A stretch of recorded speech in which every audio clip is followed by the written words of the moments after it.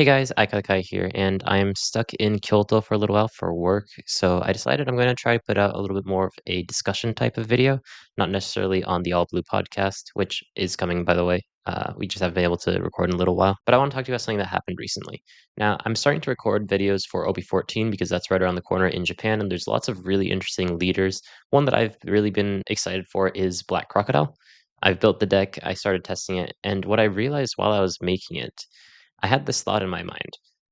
I'm doing a lot of crazy things, but only 4 plus 4K events in my deck. I feel very fragile. And I had to stop myself and think, did I really just think that?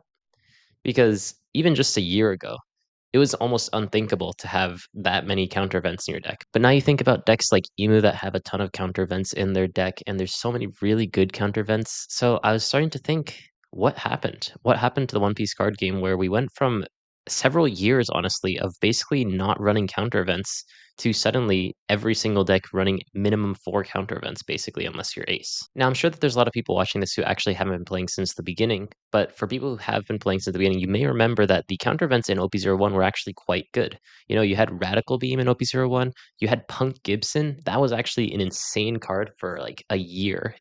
If you think about that now, it seems almost unimaginable because it's been outclassed so heavily. Paradise Waterfall was also insane. Let me take you down memory lane a bit back when counter events were still able to be played around. Now, back in my day, before you young folk were playing this game, Punk Gibson and Paradise Waterfall were the most prevalent counter events in the game. However, it wasn't easy to know exactly which the opponent ran and which the opponent was trying to use.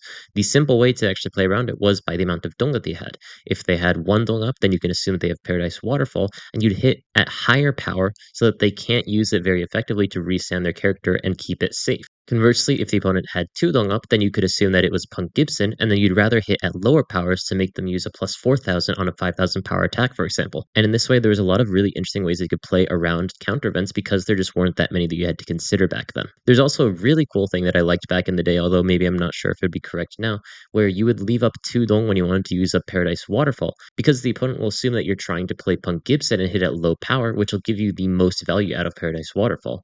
Honestly, it was just a really great time. And it felt like back in OP01, rather than them trying to print really strong counter events, I think it's more that they just didn't really know what was quite strong. Because yes, we did have Radical Beam, which is still used up to this day as one of the best plus 4K events in the game. We also got some of the worst counter events you've probably ever seen, and you may have never even read before. Now, you probably should be sitting down for this. This is going to be a crazy card that you've never seen. You should probably put this in your emo deck right now if you're watching this. 1 cost black event, whiteout. On counter, up to 1 of your leaders or characters gains plus 2,000 power during this battle. And oh no, sorry, that's it. Yeah, no, that's it. So it's a 2K that you have to pay 1 dong for, and that's it. It does have a trigger. The trigger is not bad. Draw 1 card, and then none of your characters can be KO'd during this turn, which is good. But you have to think about if they're hitting your life, they're not going for your character, so it doesn't actually matter. So this was probably the most disgusting, terrible thing that I've probably ever seen. But it's not even the only of its kind, because we also got Ultimota in the same set, which is a 1 cost counter event, which calm down, okay? 1 cost counter event in purple, you know, you think about things like Gum Gum Giant, okay? This card also minuses 2 dong. So for the exact same cost of Gum Gum Giant minus the trash 1, what do you get?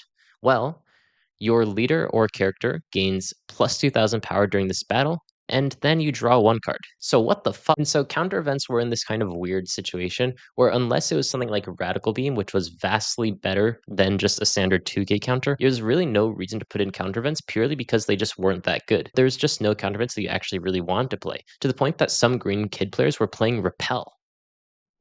Repel. And one thing that I need to give credit to Bandai for was that instead of trying to reduce the power of red and dealing with this insanely powerful counter event in Radical Beam, they tried to print out one of these Radical Beam type cards for every single color. Oh god, what's this thing called in English? Ichidai Sanzen Daisen Sekai. Every single color got a Radical Beam type card, but Radical Beam was always the best because there was basically no condition to the effect. Yes, you need to be at 2 or less, but generally when you were using these counter events, it was because you were already starting to get low on life anyways, so effectively it felt like a plus 4K for free. And the other decks actually need to consider consider this condition to get the plus 4K. There were other cards printed, like the zero cost events that could trash one card from your hand to get plus 3K, which was really nice and interesting because it didn't actually need a Dong active to be able to use the effect, which solved one of the issues that counter events had, especially early on. And to Bandai's credit, they also made a version of this card in every single color as well. And while we got some pretty powerful counter events here and there, such as Off-White, that was really good in Green Purple Doflamingo, and also Okamawe in Purple Yellow Crocodile, these cards are of course leader locked, meaning that we didn't really have anything that powerful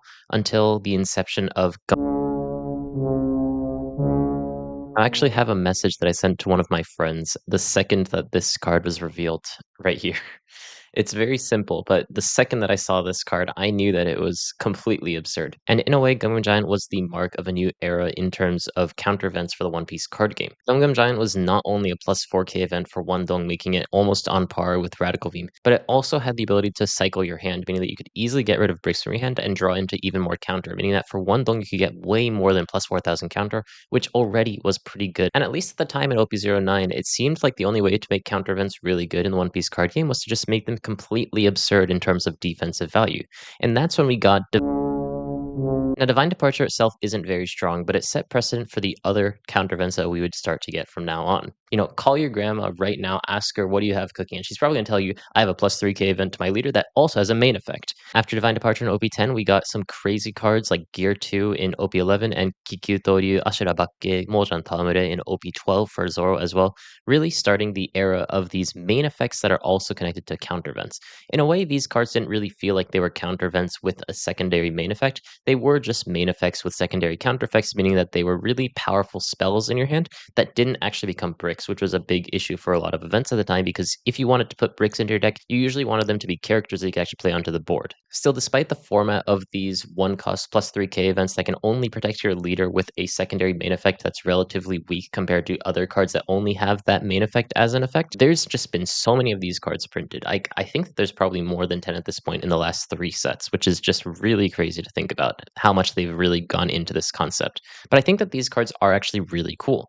Because they can only go plus 3,000 to your leader, they're not so powerful that they make other counter events obsolete, because they don't necessarily protect your board. And a lot of decks like Green Purple Luffy, who would be able to completely abuse Kikikyu Doryu Ashirabakke Mojan Taomure, sorry, I don't know what that's called in English, some difficulty actually using the card because it could only defend your leader, and a lot of times you really want to defend your board. In a way, I think that these plus 3K events, though at this point they are a little bit repetitive, have kind of solved some of the issues that the One Piece card game tend to have with counter events. However, if every single event ended up becoming like this, like it seemed to be going for a couple of sets, then it would become very, very repetitive. So they have started to print some new things out in OP14, such as Ground Death and Warawa Koi. You compare a card like Ground Death to Barrier, and you start to realize that it's not necessarily Bandai that's power creeping counter events, but it's them readjusting the power of them, because before, historically, they were just way too weak. And maybe now they're starting to hit the power ceiling where these counter events are actually becoming a little bit too powerful, because things like Warawa Koi is basically like giving a green Bonnie leader effect to any yellow leader once they reach 2 or less life. Like, bam! Beige effect. So as we're starting to get accustomed into this meta with lots of counter events, I want to know what you think about them. Do you think that these counter events are kind of a nuisance and slow down the game pace for a lot of decks in the game? Or do you think it's a renaissance to creating new and interesting ways to play the game? Let me know in the comments, of course. I wasn't sure if this video is going to become a like 15 million merits style rant video, or if it was going to be like Mike Wazowski at the end of Monsters Inc. type of video, but I hope you found it a little bit entertaining. I'm glad it didn't become too doomy and gloomy, because you can look at it in that way, and you know, the game is at the end of the day just to have fun. And sometimes at the end of the day, the most fun thing that you can do is to rest 3 dong, nullify one of the opponent's blockers, and watch them smash the table. I'll see you guys next time. And if you enjoy these kinds of videos, let me know, because honestly, it is easy for me to make. And if you enjoy it, then I mean, it's a win-win for everyone. Thank you guys for watching. I'll see you guys next time. Bye bye.